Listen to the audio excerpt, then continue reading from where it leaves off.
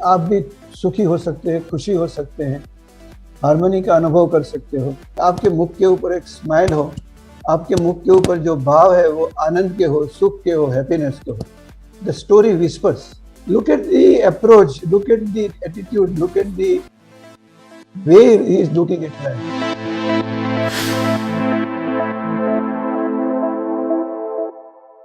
Hello and welcome to mad with books. आज मैं आपके सामने एक ऐसी बुक का खुलासा करने वाला हूं जिसके बारे में आपको जानना बहुत जरूरी है।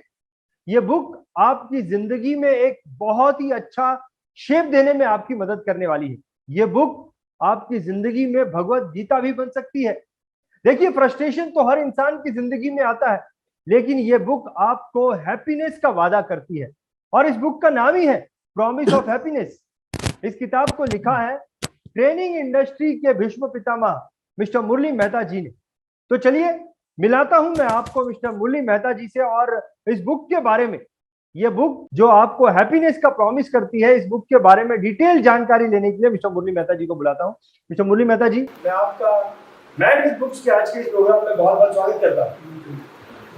मेहता जी, आपने एक बहुत ही सुंदर बुक लिखी है, प्रॉमिस ऑफ हैप्पीनेस। इस पुस्तक को आपने लिखा है, तो किस चीज ने आपको इंस्पायर किया इस बुक को, इस सुंदर बुक को लिखने के लिए?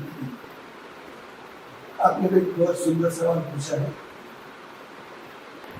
मेरे माता जी 100 साल तक जी और ये थोड़ा अनकॉमन है। बहुत सारे लोग 100 साल जी सकते हैं, लेकिन मैंने देखा कि उसमें कुछ क्वालिटीज थी, कुछ ट्रेस थे जिसकी वजह से ये 100 साल तक जिए हुए। मुझे ऐसा लगा कि अगर ये जो क्वालिटीज है, ये ट्रेस है, ये कैरेक्टरिस्टिक्स है, ये एटीट्यूड है, अभिगम है, अगर वो लोगों के साथ बांटा जाए तो हो सकता है दूसरे लोग भी 100 साल तक नहीं तो 80-90 साल तक तो जी सकते हैं। कुछ तो फायदा जरूर होगा।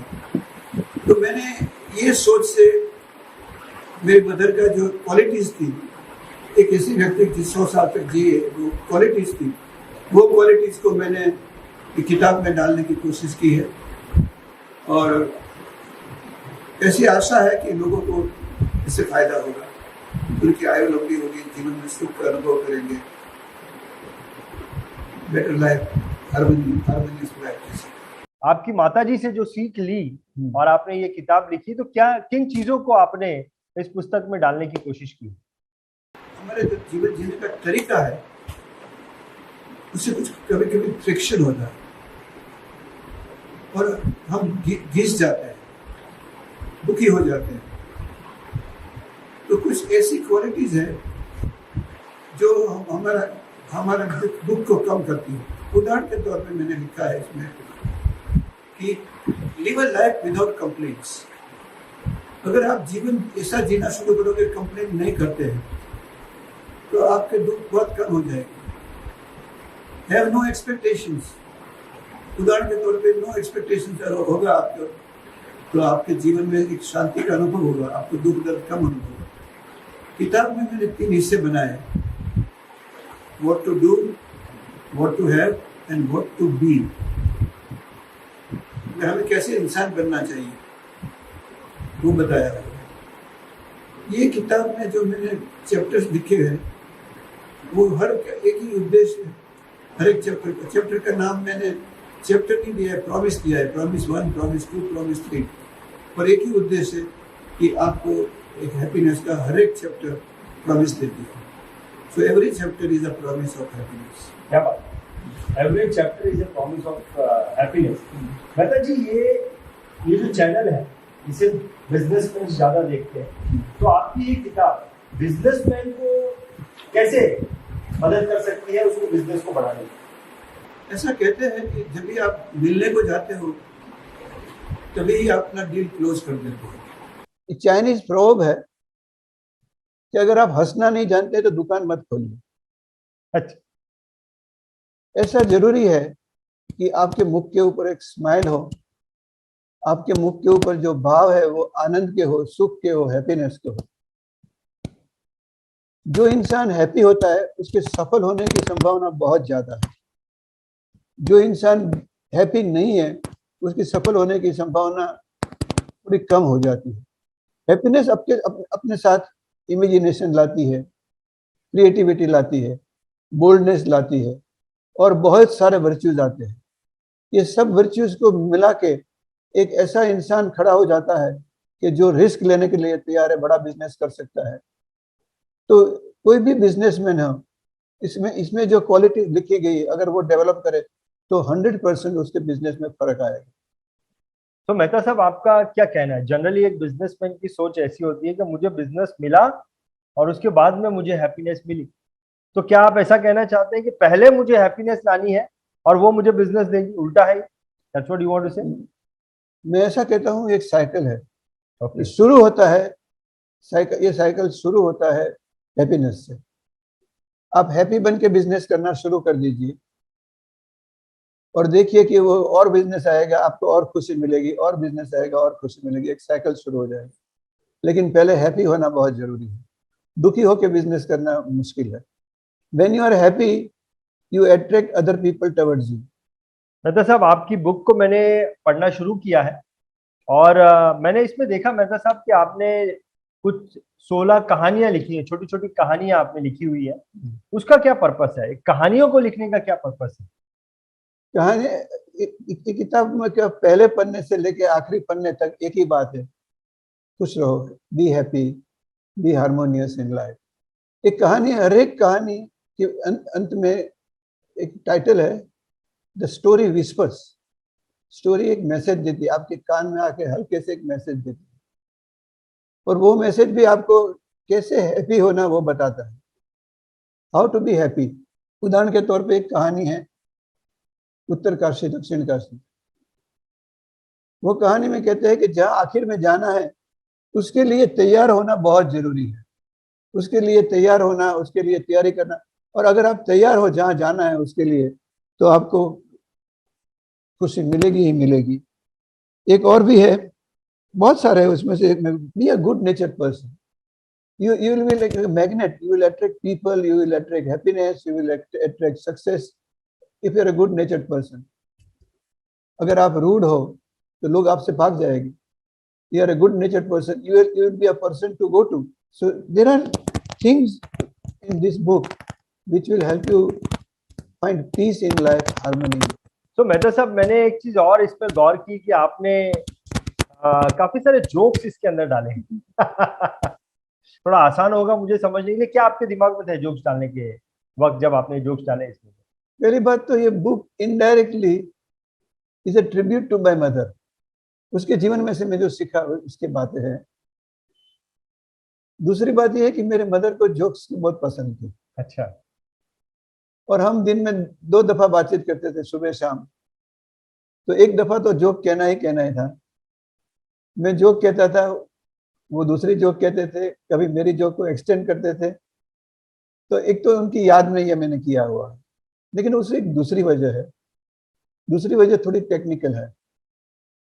मैं जब ये किताब पढ़ता हूँ, तो भी मुझे लगता है कि 2 चैप्टर के बीच में थोड़ा गैप होना चाहिए, एक इंटरवल होना चाहिए, जिससे रीडर को जो मैसेज दिया गया है वो समझने में, एसिमिलेट करने का वक्त मिले। तो ये गैप है, वो मैंने जोक से क्रिएट किया है। जोक पढ़ के एक खुशी आती है, हंसी आती है।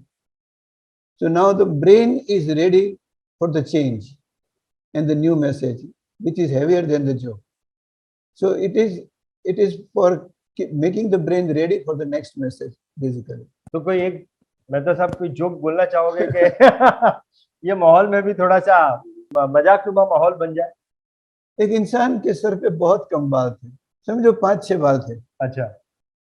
लेकिन वो हंसता हंसता गुनगुनाता हुआ बार्बर की शॉप में चला गया और चेयर पे बैठ गया। बार्बर ने देखा कि सर पे बाल नहीं है और मेरी चेयर में आके बैठा है, मेरे धंधा का टाइम है, मेरी चेयर रुक कर बैठा है। उसको गुस्सा आया। तो बार्बर ने उसको गुस्से में पूछा, क्या करूं, तुम्हारे बाल को गिनूं या काटूं? What do you want me to do? अच्छा। Count them or cut them? ये इंसान ने हंसते हंसते बोला। कुछ उसका जो बार्बर बोला था उसको ध्यान में लिए बिना हंसते हंसते बोला, कलर देम। अच्छा, Look at the approach, look at the attitude, look at the way he is looking at life. कुछ नहीं है, फिर उसको भी कलरफुल बनाने की बात है। बहुत बढ़िया, बहुत बढ़िया। तो ये इस बुक को पढ़ते पढ़ते हमें बहुत कुछ सीखने तो Exactly, मिलेगा ही मिलेगा, at the exactly, same time मजा भी आने वाला है। exactly. मतलब साहब, आपने इस बुक का नाम रखा है प्रॉमिस ऑफ हैप्पीनेस। ये आपके दिमाग में कैसे आया कि मैं इस बुक का नाम जो है प्रॉमिस ऑफ हैप्पीनेस रखूं? बहुत नम्रता के साथ मैं आपको बताऊंगा कि मुझे कॉम्प्लीमेंट्स मिले हैं फॉर द टाइटल। टाइटल बहुत अच्छा है, बुक का नाम जो है promise of happiness is a very good title. वो धीरे धीरे इवॉल्व हुआ। पहले मेरा टाइटल था how my mother lived more than 100 years। फिर टाइटल हुआ accept the life as it comes. फिर बदल के हुआ expect the life to flow as it flows. फिर उसमें से मैंने देखा कि मैंने हर एक चैप्टर का नाम दिया था, उसमें प्रॉमिस लिखा था, चैप्टर 1 नहीं लिखा था, promise 1, promise 2, promise 3, like that. तो मैंने बोला इसी को यही टाइटल क्यों ना बना दूं। तो मैंने लिखा, टाइटल दे दिया promise of happiness. So that is how this has evolved. Perfect, बहुत बढ़िया। मेहता साहब, आपने 77 की एज तक अब तक कितनी किताबें लिख दी? किताब मेरी ये पहली है। पहली किताब ही? भवानी प्रसाद मिश्र की 4 पंक्तियां मुझे याद आती है, बहुत सुंदर है। तू जिस जगह जागा सवेरे उस जगह से बढ़कर सो, कुछ रच कर सो कुछ डट कर सो, तू जिस जगह जागा सवेरे उससे बढ़कर सो। तो मैं जब जिस जगह से जागा था उससे बहुत बढ़ के सोने वाला हूँ। तो मैं और किताबें लिखने वाला हूँ। और किताबें भी आप लिखेंगे? तो जब ये किताब, मेहता साहब, आपने प्रॉमिस ऑफ हैप्पीनेस ये किताब लिखी, इतना सुंदर इसका टॉपिक है, तो आपके दिमाग में क्या था कि एक पर्टिकुलर एज ग्रुप के लोगों को दिमाग में रखकर आपने पुस्तक लिखी, एक पर्टिकुलर प्रोफेशन के लोगों को दिमाग में रखकर बुक लिखी? क्या था आपके मन में जब आप ये बुक लिख रहे थे? रणजीत जी, ऐसा है, happiness is a need of every person. छोटा बच्चा हो और 90 साल का इंसान हो, सब लोग हैप्पी होना चाहते हैं और पीस ऑफ माइंड चाहते हैं। तो किसी एज ग्रुप को, किसी बिजनेस ग्रुप को या किसी एजुकेशन के ग्रुप को ध्यान में रख के ये किताब मैंने नहीं लिखी। मैंने ये किताब सबके लिए है, जो कोई इंसान हैप्पी होना चाहते हैं। कुछ फैक्टर्स दिए हैं, इससे और भी फैक्टर्स हो सकते हैं, लेकिन कुछ इंपॉर्टेंट फैक्टर्स दिए हुए हैं जो उनको हैप्पी बनाएगा। So this is for one and all. तो हर किसी को ये बुक जो है वो पढ़नी चाहिए। आप हर किसी को दिमाग में रखकर आपने ये बुक बनाई है। मेहता साहब, हमारा इस चैनल को फाइनेंशियल एडवाइजर्स ज्यादा देखते हैं, तो बिजनेसमैन को कैसा फायदा है आपने बताया, लेकिन क्या किसी अलग तरीके से फाइनेंशियल एडवाइजर को कुछ ज्यादा बेनिफिट दे सकती है आपकी बुक? मेरा तजुर्बा, with due respect to all, काफ़ी फाइनेंशियल एडवाइजर्स हैं, उनका आत्मविश्वास बढ़ाने की ज़रूरत है। और आत्मविश्वास तभी बढ़ता है जब भी हमारे में कुछ क्वालिटीज़ हो, कुछ काबिलियत हो, हमारा जीवन तरफ देखने का रवैया अलग हो। तो ये किताब फाइनेंशियल एडवाइजर्स को ज़्यादा कॉन्फिडेंस देगी और उसके साथ उसको शांत भी कर देगी। तो जब भी वो अपने कस्टमर्स के पास जाएगा, प्रोस्पेक्ट्स के पास जाएगा, तो बड़े आत्मविश्वास से बात करेगा, वो खुल के बात करेगा, उसको बात करने का मजा आएगा। We will enjoy what he is talking, and as a result of that his acceptance will grow, he will be better accepted. क्योंकि एक हैप्पी इंसान, बात करने का उसका तरीका ही अलग होता है, वो सामने वाले को अपने आप को एक्सेप्ट करवा देता है। So they will have much bigger business than what they are doing now. Perfect. Mehta साहब, क्या मैसेज देना चाहते हैं इस बुक के द्वारा? एक प्रिसाइसली क्या मैसेज आप देना चाहते हैं लोगों को? मैं मैसेज देना चाहता हूँ कि आप भी सुखी हो सकते हैं, खुशी हो सकते हैं, हार्मनी का अनुभव कर सकते हो, एक सुंदर जीवन जी सकते हो, और इस सभी वजह से एक लंबी आयु भी जी सकते हो। It is possible for all of us to be happy, to be healthy, and to be harmonious and live a long life. Follow these principles उनको इम्प्लीमेंट करो, उनको प्रैक्टिस करो, बहुत कुछ मिलेगा, पैसे से ज़्यादा बहुत कुछ मिलेगा। बहुत बढ़िया, फैंटास्टिक। मेहता जी, आपने एक तो प्रॉमिस हमें दिख रहा है कि हैप्पीनेस का आपने प्रॉमिस किया है, यही एक प्रॉमिस है या और भी कुछ प्रॉमिस है? हैप्पीनेस, और उसके बाद आएगा पीस ऑफ माइंड। तो आपको पीस ऑफ माइंड का भी अनुभव जरूर होगा। उदाहरण के तौर पे मैंने इसमें एक चैप्टर है, हैव नो एक्सपेक्टेशंस। और सही में जब भी आप एक्सपेक्टेशंस बंद कर दोगे लोगों से, तभी आप एक मन की अद्भुत शांति का अनुभव करोगे और आपकी प्रोडक्टिविटी बहुत बढ़ जाएगी।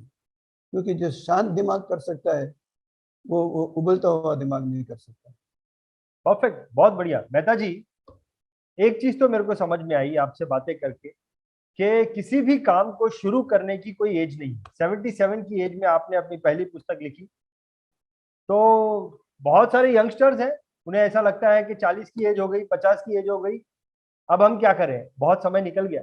लेकिन हम कुछ भी कर सकते हैं, किसी की एज में, किसी भी एज में कर सकते हैं।